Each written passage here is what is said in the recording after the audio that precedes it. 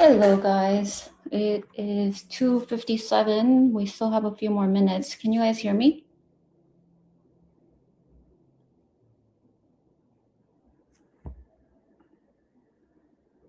If you can hear me, would you give me a thumbs up? Yep, you can hear me. Okay, great. We still have a couple more minutes, so let's let people trickle in. I see more people are coming in.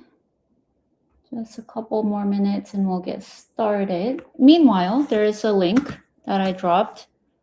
You're welcome to share your questions there. This time I decided to use a different app.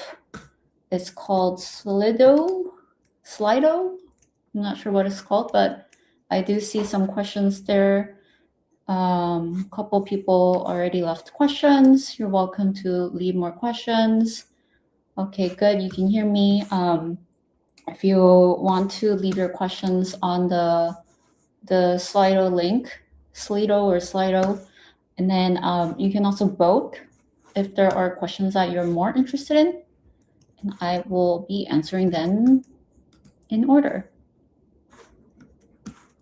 I see people coming in. I'm curious, where are you guys dialing in from? Do you want to drop in your location in the chat?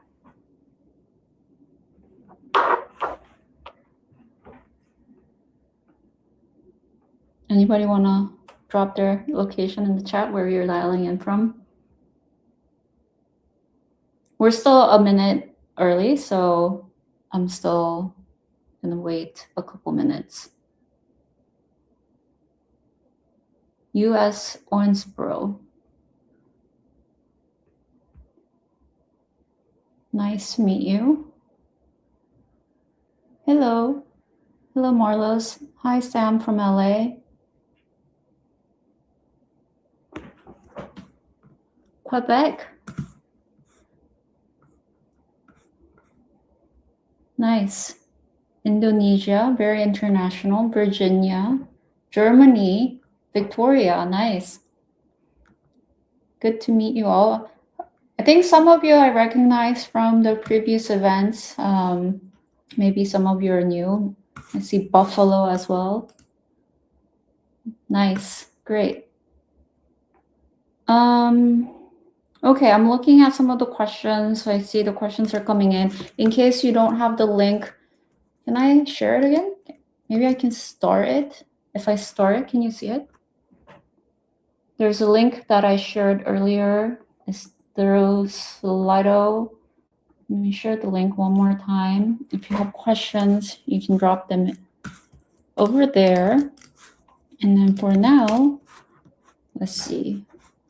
Let's get started. So I looked at the tech job market this morning. There are some new stats. Everyone's interested in the job market. It turns out January is actually looking pretty great. In January, there are currently 350,000 software engineering roles open in the US only. So that's a pretty good, healthy number. And among that, guess how many are AI and machine learning?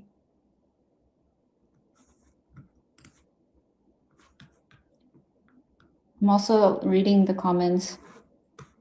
Okay, where can you see the previous events? They're all listed on LinkedIn. You can, but I don't have videos for the previous events. But if you have, if you want to read the Q&A text, you can go to my website, Exaltitude.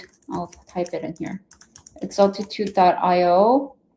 I recently just moved everything over to Substack. So alternatively, you can find me on Substack, and I have all the written recap of Q&As.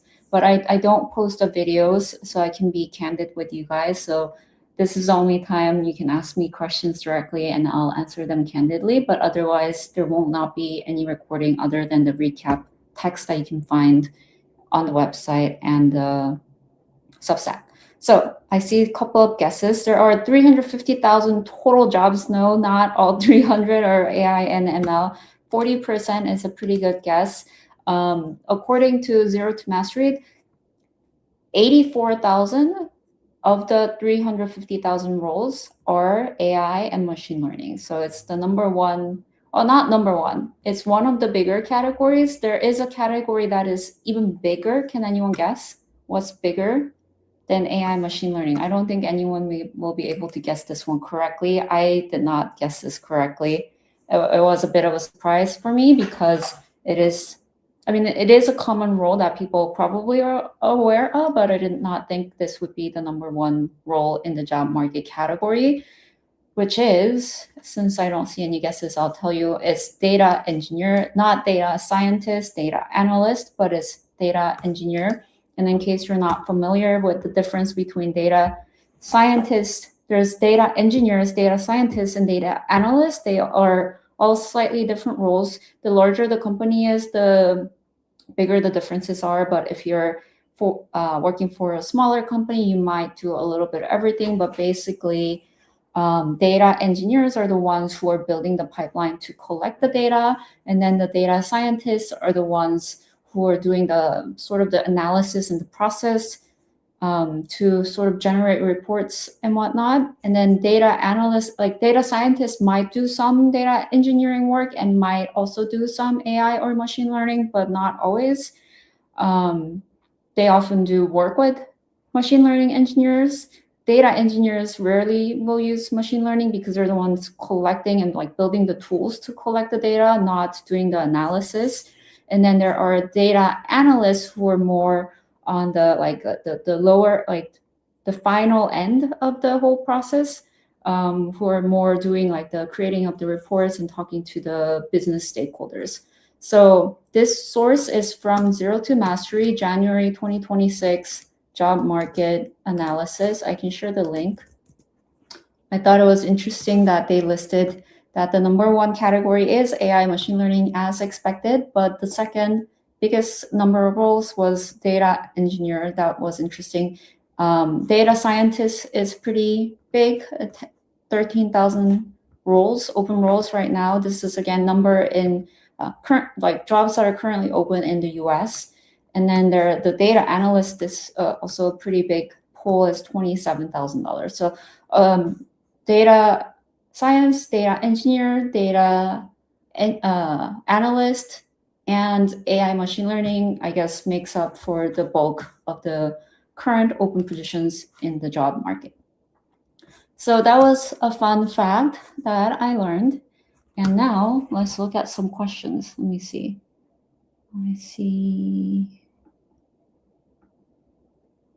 I see more people are joining. Good to see everyone.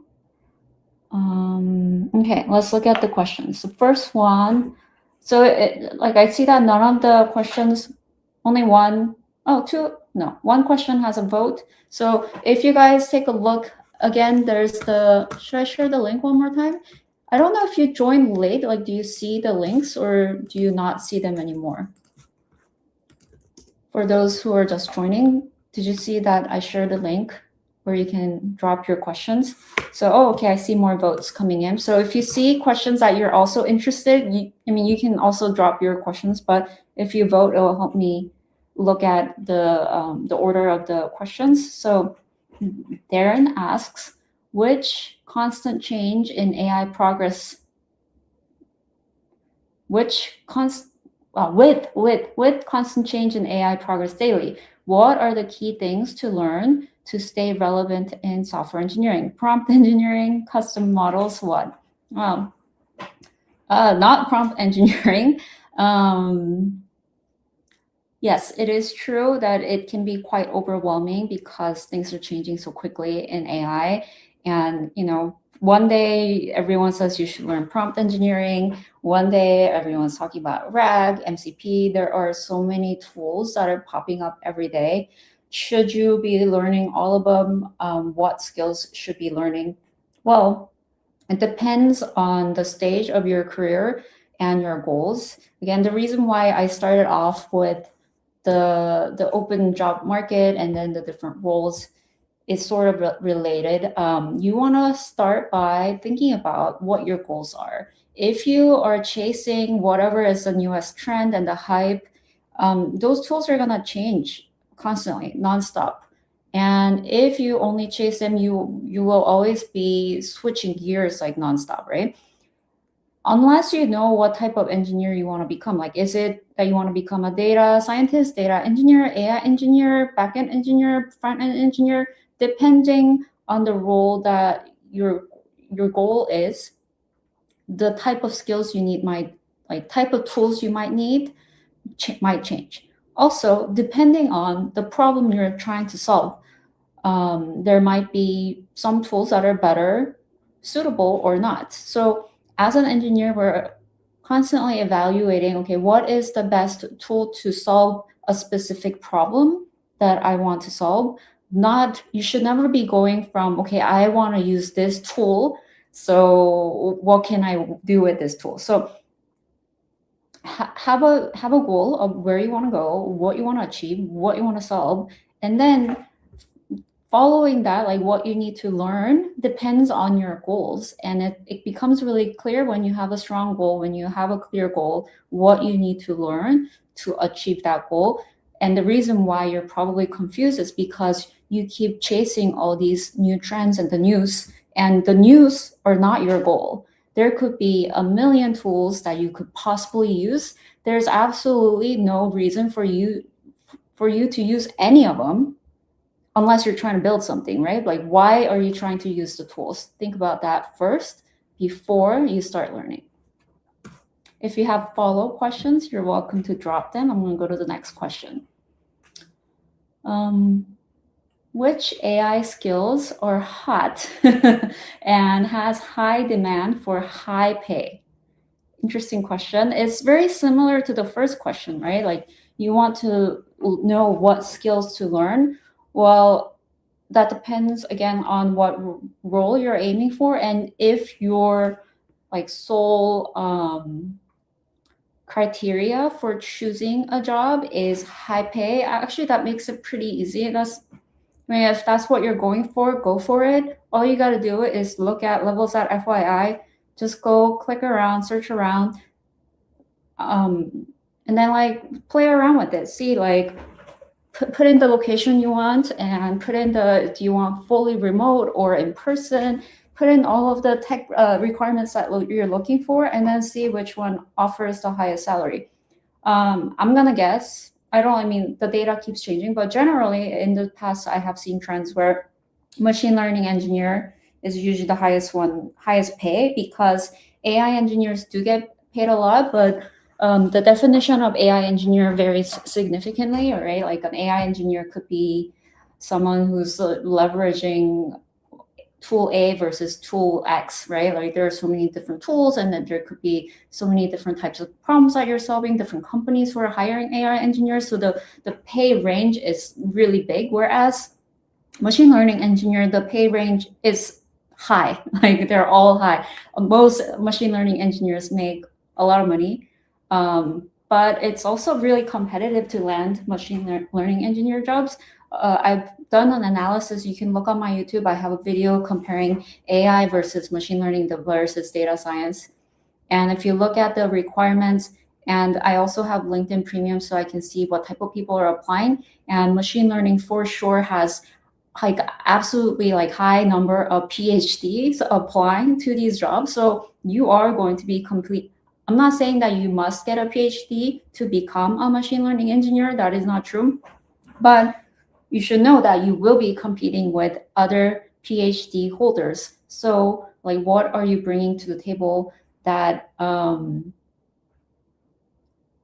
matches the level of PhD? If you have a PhD, you know, you're still competing with PhD holders. If you don't have a PhD, what are you offering that will match other people who also have PhD? Because that's what the companies are looking at. That's the pool of the candidates you're competing with. Okay. I'm not seeing any comments today. You guys are very quiet, maybe because we're doing the questions on the other app. Just checking in if you guys have any comments. I am reading them. The reason why I separated the questions with the comments was so that I can read your comments as I'm speaking. So if you have any comments or thoughts, please do share them in the chat. I'm just checking all of the different apps. Okay, I see LinkedIn, YouTube, and Instagram are still live, and I am seeing more questions come in. That's great. 11 questions, that's a lot. It is 3:12 Pacific time. We have 17 minutes left. I do have, so I'm traveling tomorrow because I have a family emergency. So my room is a mess. I'm packing, and usually I stay over after 3:30, but today I'll probably have to leave on time at 3:30. And I'm gonna be away, and I may not be as active with the comments. So if you're wondering where I am, I'm taking care of a sick family member for the next month. Anyways, going back to the questions, let's see. I did the first two, and then did I do the first two? Now that AI can make, oh, this one is new. Now that AI can make projects in a short time, what to do to differentiate and show tangible competency. I'm not sure how to get interviews. Well, I just made a video on YouTube. What is it called? I'm doing an A/B test on the titles. So it's either called Stop Working on Projects, or if I were to start over, I wouldn't be working on projects is the name of the video. So I talk extensively about not working on projects. So I wonder if this person watched my video or not. You should watch that video. I put a lot of time and effort into that. Projects alone is, not enough to differentiate yourself in this market. I recommend that you build live products, put it out in public, talk to people, get feedback from people, get real users. And that's the best way to land professional experience, because what will get you an interview? So like the interview process is like you have the resume and then you get the interview, right? But if you're not even getting to the interview, it's not even about practicing LeetCode, but before you get there, you need to show impact on your resume. And on your resume, you need to show that you can demonstrate actual tangible skills. And the best way to do that is through past experience. And if you cannot land, it's like a chicken and egg problem. If you cannot land a job, you don't have past experience to demonstrate. And my recommendation for bypassing that is to build live products. And I am now all of a sudden seeing all these comments coming in, which is interesting. Oh, thank you. Maybe there's like a little bit of a lag. I see more questions coming in the comments as well. So please do post your comments on Slido so I can use the comments for interaction and talking to you guys, and then the questions on the other tool.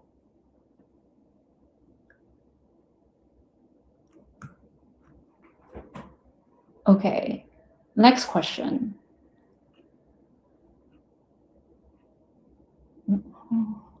Is having publications important to get a job, get a software engineering job for PhD?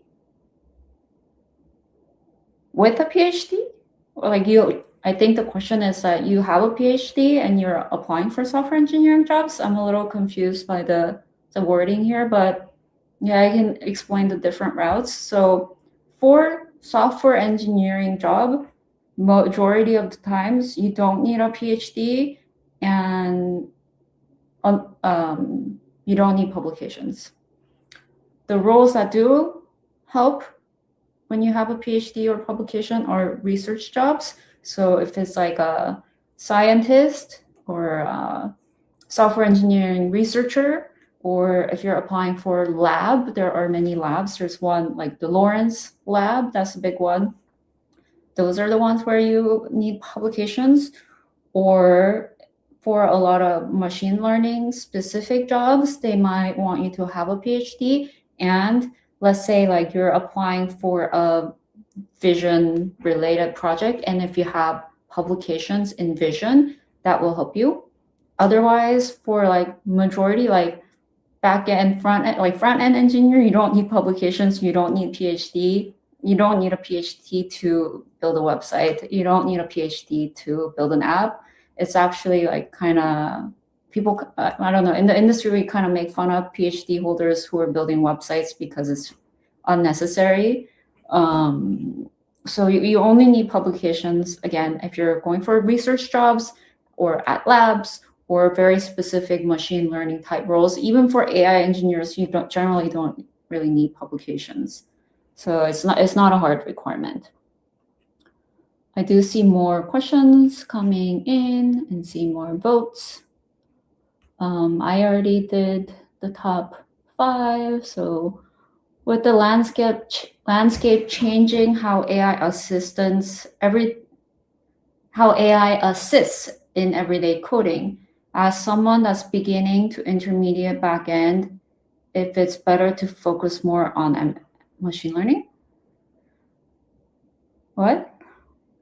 With the landscape changing, how AI is assisting everyday coding. If you're doing backend engineering, I don't understand the question. Why would you want to focus on machine learning if you're doing backend engineering? If you're doing backend engineering, you should learn backend engineering. Does that answer your question? You're welcome to ask follow-up questions or clarifying questions. Like maybe the question is like, should everybody learn machine learning? No, not everyone should learn machine learning. Again, think about what you want to do, what you want to achieve, what your goals are, what type of roles you're applying for, and learn the skills that are relevant for that role. So if you're trying to become a backend engineer, you should learn backend engineering. Okay, now I'm a little bit confused because I see questions in the comments and questions in Slido. So I'm gonna keep on scanning the comments to see if you have comments, but I will continue answering the questions on Slido. So the next question. What should I do as a recent graduate feeling lost and unsure about what to focus on and find a job quickly, even if it's not something I like? I got a similar comment on YouTube, and I actually wrote a post about it. I think I wrote a post on Substack, so go check it out. But I think it's a little bit like sad to be framing the question this way, because at the end of the day, you know, life is all about choices. You cannot have everything you want. I want to eat the biggest and tastiest cake all day long and be skinny. I cannot do both of them. So I mean, it's great that if there's a job that something that you love doing and it pays really well too. I mean, those people are super lucky, but 99% of the world does not get to work on something they really feel passionate about and make a lot of money. That is not normal. You might see it on movies, and maybe that's why you think that you should be pursuing that. But 99% of the world are not making a ton of money doing something they really, really love. So you need to make a choice. Like, for example, when I was a young girl, I was always interested in art and creating art, like consuming art, architecture, fashion. I was into all things art. But when I went to try them out, I decided, okay, like I'm gonna choose computer science, and that was my choice. I'm not giving up art. I can still enjoy art on the side.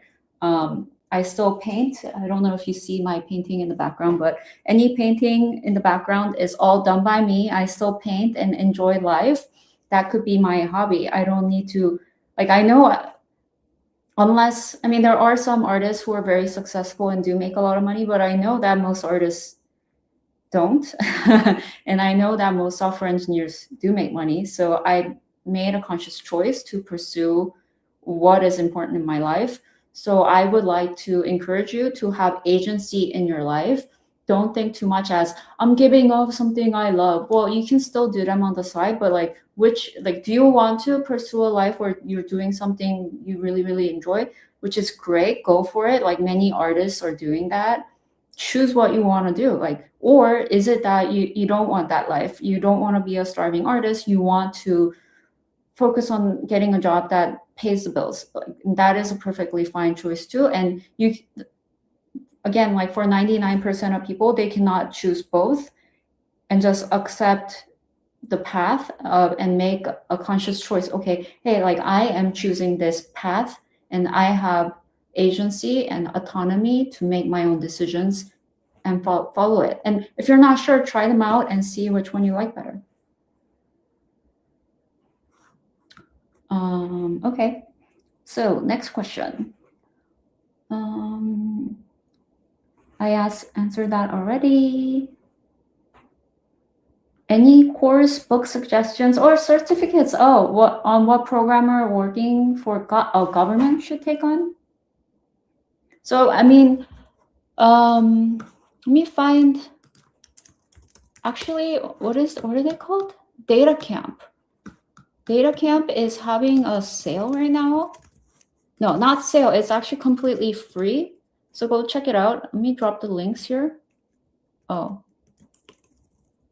They're not letting me. Can I drop a link here? Okay, I dropped the link here. Data Camp is offering all their courses for free right now. So go check them out if you want courses. I recommend them because it's free this week until the 22nd. Books, I have links to books on my website, exaltitude.io. If you go there, I have a list. There's a tab called resources, and under it, I have list of books. And then certifications. I made a video about certifications. I made a short, YouTube short on certification. I posted it on LinkedIn as well.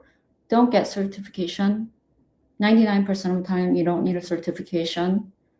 Oh, but you said government. So I don't know. I have never worked for the government sector, so I don't know what. I have a feeling the government sector might want certification. So the majority of the time, you don't need certification. There are fields you do need certification, which is certain security engineers. They need a lot of like clearances. Like if you want to work for the Pentagon, you need clearances and certifications. So there are very niche, like specific government roles that will require certification. I know some countries like in India or in Asia, you do need certifications. So I cannot give you a list of all the possible roles in all the possible countries that require certification, but I encourage you, I want you to like feel empowered, like go out and just do a search, like go to LinkedIn or go to Indeed, whatever job or whatever like region you're interested in, go look, like just search, okay, like security engineer in the US or cloud engineer in India, whatever like role and country you're looking in. If you just go search, look at like 10 different roles and see if they ask for a certification or not. If they don't ask for it, it means you don't need one. There are some that might ask for one, and then you get the certification that you need for the job that you want to apply for. It's very simple. The information is out there and public. You don't need to ask me. I already answered the publication one. I'm a third-year student. I'm a bit afraid of the current job market in IT, and you're not the only one. A lot of people, even senior people, are kind of nervous about the job market right now. Is this a safe career? What should I learn to stay relevant? Well, define safe, right? Like what is safe in life? Life comes with risk. I would say learn to be comfortable with taking risks in life. There is no such thing as a guarantee in life. Like you can try to think about what could be more feasible, what could be better long term, but there's no such thing as like 100% safe. instead, what I would focus on is building foundation. Again, like this ties back to the first question the other person asked, like how do you ground yourself in an AI hype, right? There are new tools and new languages and new AIs, concepts popping up every single day. Are you gonna spend your majority of your time chasing these trends that might go away tomorrow? Then yeah, you probably might not feel safe, and you probably won't be safe. So instead, I like to focus on the foundation. What is the core? What are the core skills that don't go away? Like, for example, Python is the #1 language required for AI, machine learning, data engineering, data science. Like, they all use Python. I would learn Python. If you have like software engineering foundation, like data structures and algorithms, are you strong on those? Like, why would you even go learn OpenClaw when you can't even do data structures and algorithms? Like, you need to understand the foundational core skills and build those skills, because those skills are not going anywhere. So I will start there. Okay. I still have a lot more questions, and we have 2 more minutes. And like I mentioned earlier, I have a family emergency, so I can't stay for too long. Was there anything new that I missed that had more questions? As my last question.